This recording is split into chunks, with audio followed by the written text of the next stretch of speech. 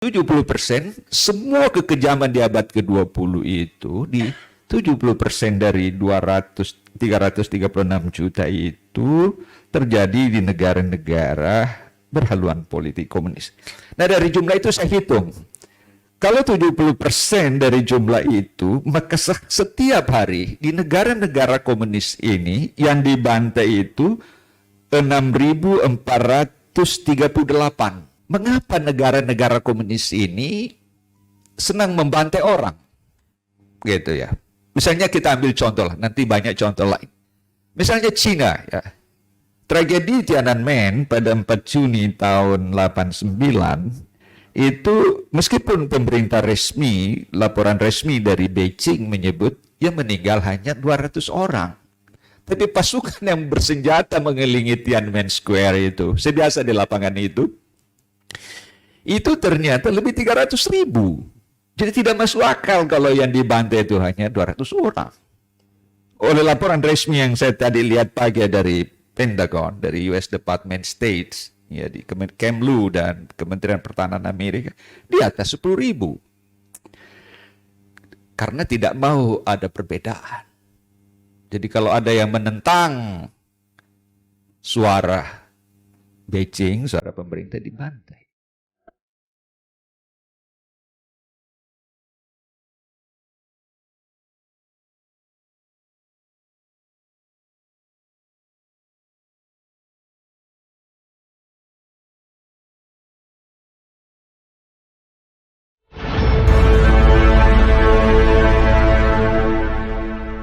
Assalamualaikum warahmatullahi wabarakatuh.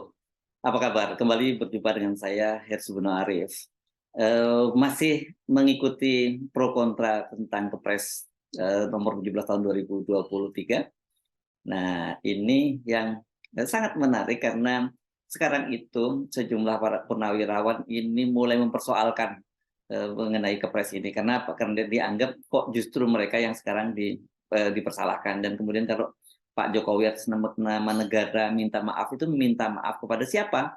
Kepada mereka, para orang-orang komunis atau PKI yang menjadi korban juga, atau terhadap korban-korban dari kalangan, terutama kalangan ulama dan juga TNI dari kekejaman PKI. Yang ini menjadi kontroversi. Tapi saya akan mengajak Anda untuk menyimak pemaparan dari Profesor Hafidz Abbas. Beliau ini adalah guru besar di Universitas Negeri Jakarta yang juga pernah menjadi ketua Komnas HAM dan banyak terlibat dalam berbagai aktivitas hak asasi manusia dunia ya.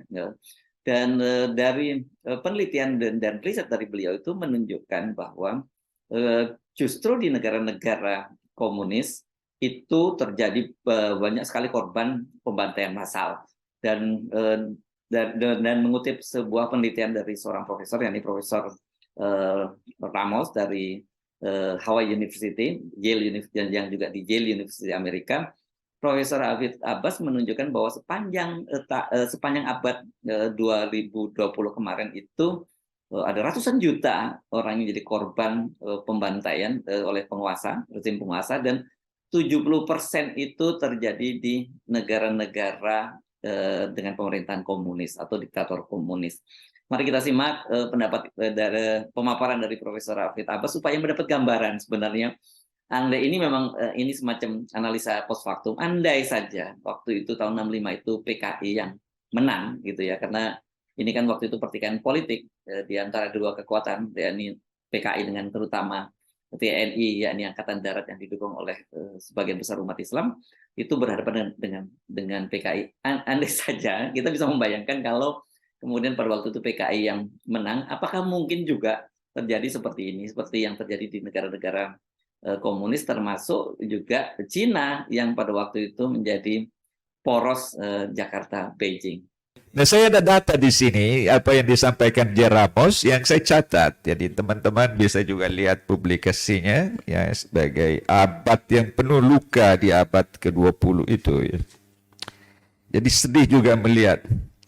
Nah, beliau hitung sepanjang abad ke-20 dia menemukan angka ini 212 juta penduduk dunia yang dibantai secara sia-sia ya gitu. Karena ada kekuasaan yang disalurkan dalam 1 abad. Tapi begitu muncul publikasi itu banyak teman-temannya profesor-profesor lain dari Harvard, dari Yale, dia bilang itu salah itu data. Karena ada tambahan ya 48 juta yang dibunuh gitu. Bukan hanya satu negara, tapi ada negara yang bantu negara itu untuk menghabisi penduduk di negara itu. Itu korbannya 48 juta. Lalu dihitung kembali, jadi akhirnya tibalah pada satu rentang jumlah korban jiwa itu di kisaran 272 juta paling rendah sepanjang abad dan paling tinggi diperkirakan sekitar 400 juta. Nah, saya ambil titik tengah. Kalau diambil titik tengah itu 336 juta. Tambah ya saya hitung. Ya, saya olah datanya Profesor J. Rams ini. Nah, tetapi 70% dari kekejaman itu, pembantaian itu terjadi negara-negara berhaluan politik komunis. Tidak di negara-negara yang berhaluan politik kapitalistik. 70% semua kekejaman di abad ke-20 itu di 70% dari 336 juta itu terjadi di negara-negara berhaluan politik komunis. Nah, dari jumlah itu saya hitung. Kalau 70% dari jumlah itu, maka setiap hari di negara-negara komunis ini yang dibantai itu 6.438 per hari sepanjang abad ke-20. Itulah sebabnya mengapa Kofi Annan menyebut abad ke-21 itu haruslah menjadi abad yang penuh cahaya, abad damai. Jadi ada dark ages, gelap gulita, ada century of violence, abad berdarah, dan abad damai. Tapi kita yang ada di ruangan ini hidup di transisi abad. Kita sekarang sudah 23 tahun di abad ke-21, tapi situasi damai belum juga terwujud. Ya, mudah-mudahan doa orang-orang baik di ruangan ini kita cepat damai lah gitu ya. Nah, sekarang pertanyaannya, mengapa negara-negara komunis ini senang membantai orang? Gitu ya. Misalnya kita ambil contoh lah, nanti banyak contoh lain. Misalnya Cina ya. Tragedi Tiananmen pada 4 Juni tahun 89 itu meskipun pemerintah resmi, laporan resmi dari Beijing menyebut yang meninggal hanya 200 orang. Tapi pasukan yang bersenjata mengelilingi Tiananmen Square itu, sebiasa di lapangan itu ternyata lebih 300.000. Jadi tidak masuk akal kalau yang dibantai itu hanya 200 orang. Oleh laporan resmi yang saya tadi lihat pagi dari Pentagon, dari US Department of State, ya, di Kemlu dan Kementerian Pertahanan Amerika, di atas 10.000. Karena tidak mau ada perbedaan. Jadi kalau ada yang menentang suara Beijing, suara pemerintah, dibantai. Gitu. Kita juga lihat di data sejarah yang terjadi di Uyghurs ya, ini 2016-2021. Itu ternyata yang dibantai karena dia Islam gitu. Itu laporan US Department of State, Kemlu Amerika yang saya tadi lihat tadi pagi gitu, itu lebih 1 juta. Dan 1,8 juta itu dimasukkan di camp. Ya, jadi seperti penjara terorisme lah gitu ya. Dan ratusan ribu anak-anak tidak bisa bertemu orang tuanya karena harus dicuci otaknya menjadi anti-Islam begitu. Itu sebenarnya yang terjadi. Meskipun diprotes dari lebih 40 negara, tapi dia tidak berubah. Gitu. So that's Uyghur tragedy. Nah, kalau kita lihat ini, ada lagi data yang dipublikasikan oleh US Department of State. Dia meratakan 16.000 masjid di Uyghur. Tidak boleh ada masjid. Habis diratakan dengan tanah. So, itulah ciri dari analisis Geramel, profesor sejarah dari University of Hawaii. Tapi ada doktornya dari juga Yale University. 3 kali dokter kelihatannya. Lalu saya lihat lagi dari analisisnya Profesor Geramel ini, keadaan di Kamboja. Ya. Nah, satu hari saya berkunjunglah ke Museum Pol Pot karena saya duduk namanya GAMEC, yang berpusat di Swiss.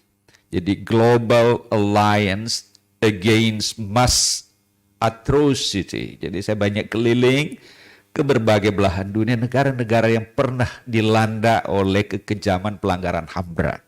Nah, saya satu hari saya ke Uganda, satu hari saya melihat seperti apa yang ada di Phnom Penh. Saya masuk di gedung besar, itu isinya tengkorak kepala manusia. Dibuktikan bahwa inilah bagian masalah.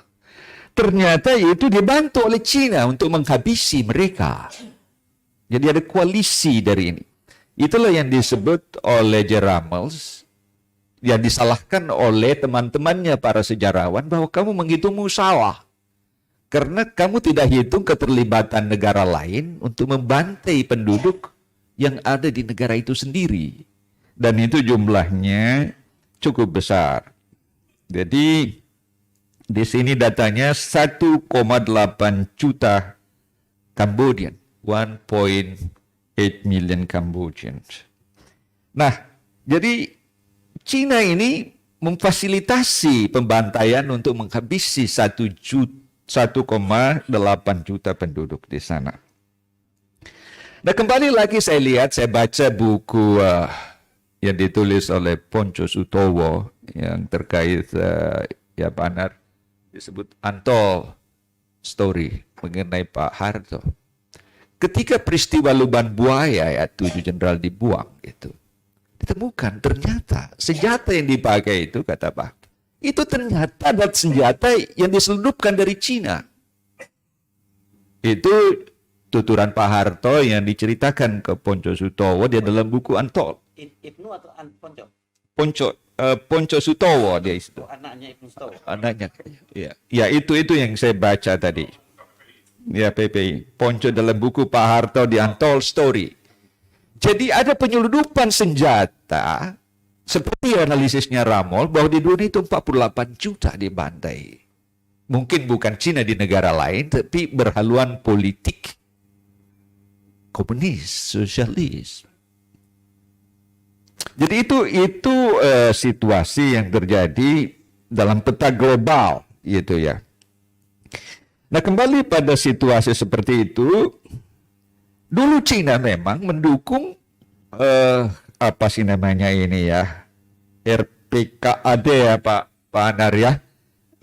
Ya nanti mungkin Pak Anar ini resimen para komando angkatan darat gitu ya. Ingin ada angkatan kelima. Yang sebenarnya itu sayap yang seperti halnya di Phnom Penh itu dibantu oleh kekuatan luar. Itulah yang menyebabkan abad ke-20 abad yang penuh luka. Karena 70% pembantaian dari 336 juta ini dari data Geramel, itu 70% dari negara-negara berhaluan politik komunis. Dia punya kekuatan. Karena ada link dengan kekuatan dari luar, tidak hanya dari dalam. So that's the picture.